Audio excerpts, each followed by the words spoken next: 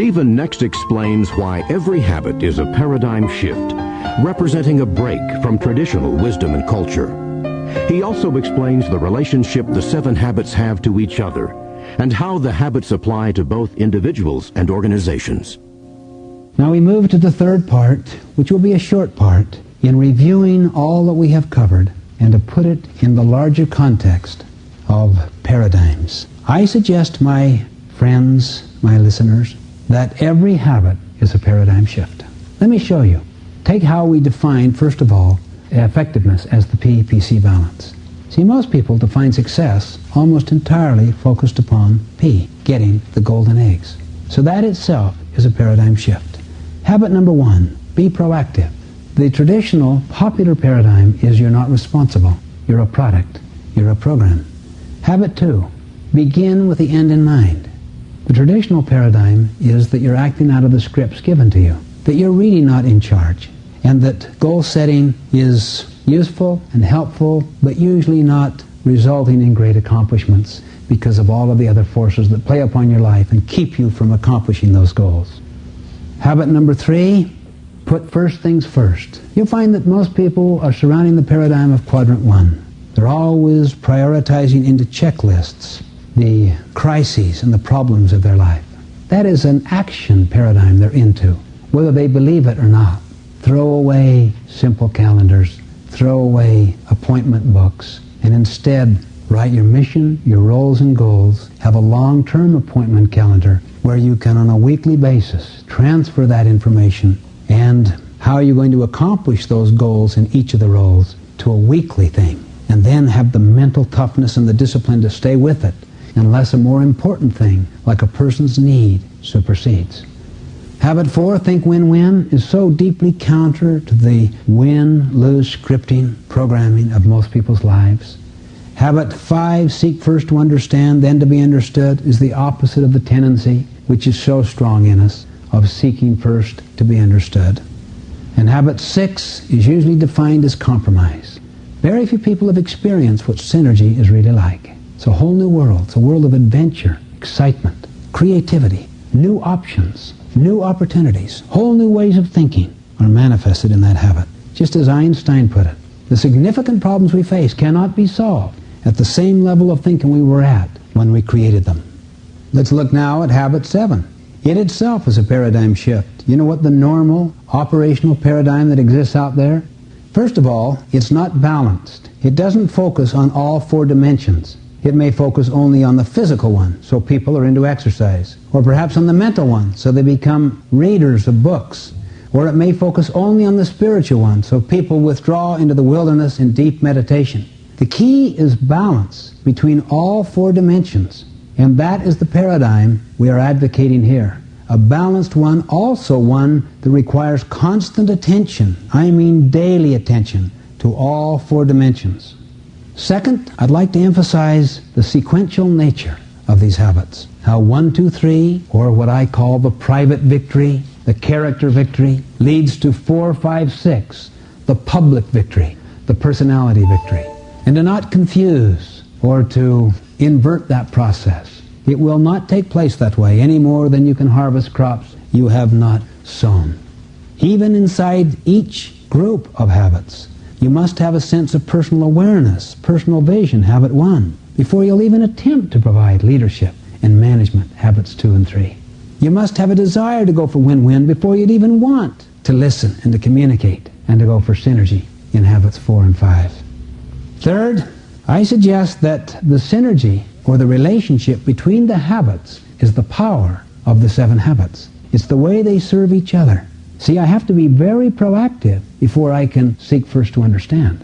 I have to be very proactive before I'll work on quadrant 2. I have to have a real sense of mission, habit 2, before I would be able to know exactly what kind of a win-win agreement would be a win for me. Fourth, I suggest all of these habits apply to organizations as much as to individuals. We work with literally hundreds of organizations all over the country.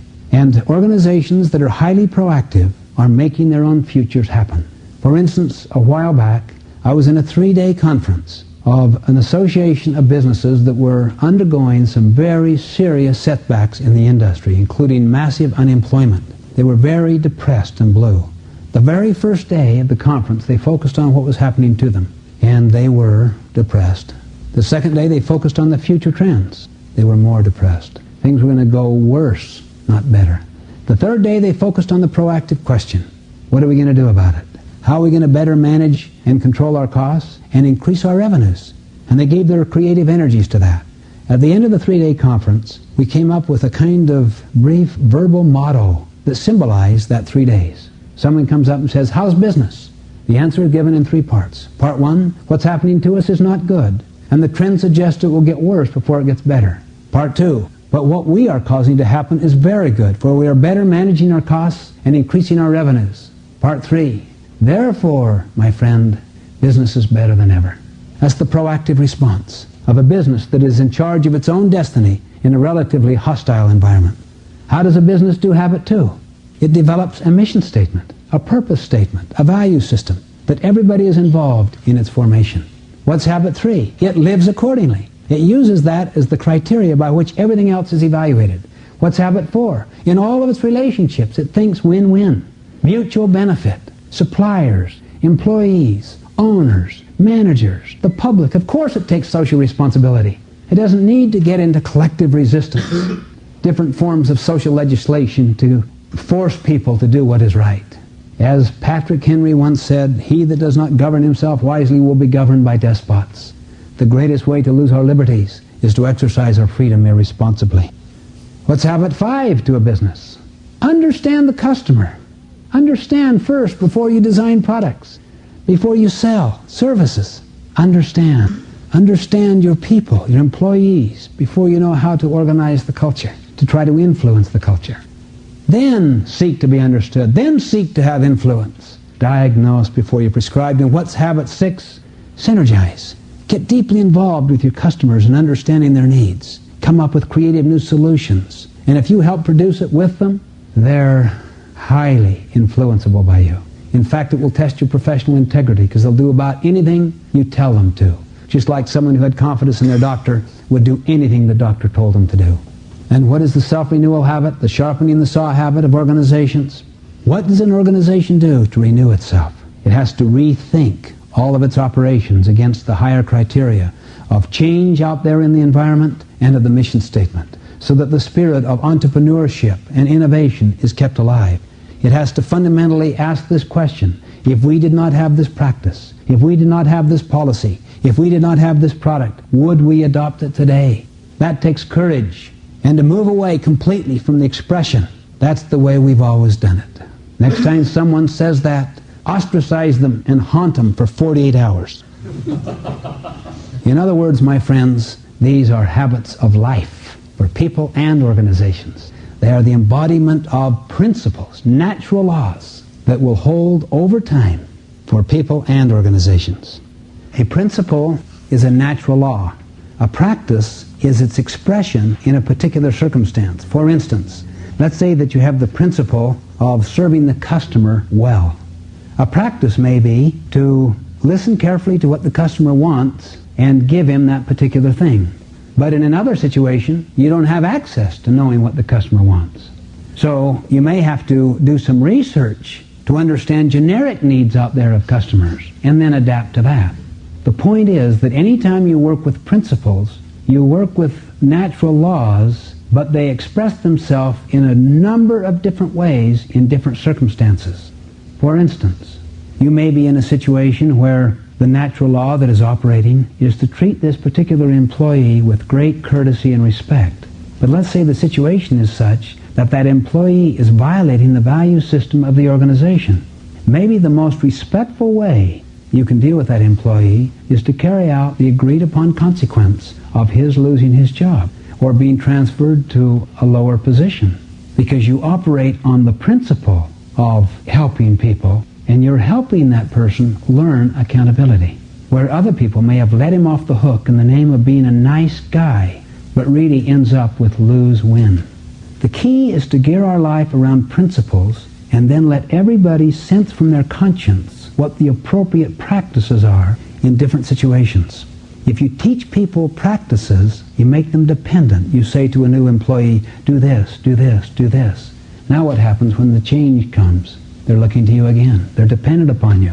There's no PC in it. You give a man a fish, you feed him for a day. You teach him how to fish, you feed him for a lifetime. Teach principles and let people govern themselves in selecting the practices.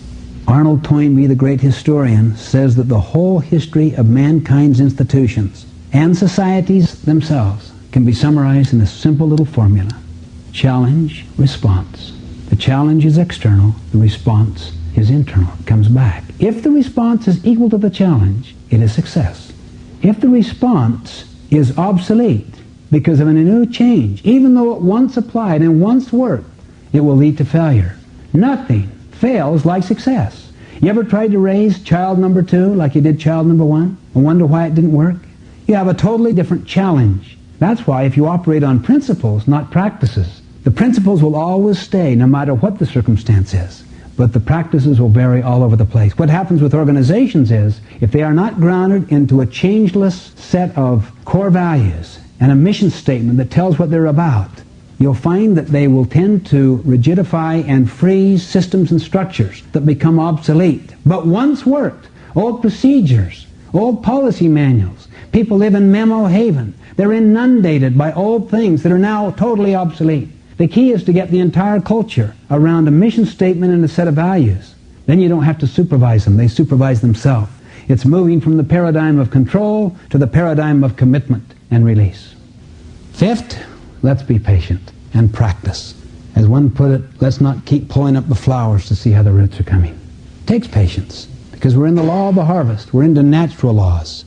It's important that we realize we don't have to be perfect in habits 1, 2, and 3 before we can go to work on habits 4, 5, and 6. We're working every day on habits 4, 5, and 6. All I suggest is we will not be truly effective with habits 4, 5, and 6 unless we achieve a little higher degree of self-mastery and internal security, which are the fruits of habits 1, 2, and 3. Particularly, let's get more and more into quadrant 2. Where all these 7 habits live. Spend time there. If you're only there 10%, get there 15, then 20, then 30. Watch what begins to happen to quadrant 1. Watch what begins to happen to your level of excitement, to the quality of your relationships, and to your self-confidence, and the spirit of adventure and excitement and happiness that were the promised results that we indicated we could expect if we truly learned, taught, and applied these habits. Regarding this process of living out of quadrant 2, there is an outstanding book called Connections, written by Roger and Becky Merrill, that would give a great deal of specific, helpful direction, ideas on how to realistically live in quadrant 2, how to use time tools well so that they serve you well, and also a great deal of useful information and motivation on how to write a mission statement, a statement of purpose and philosophy and values.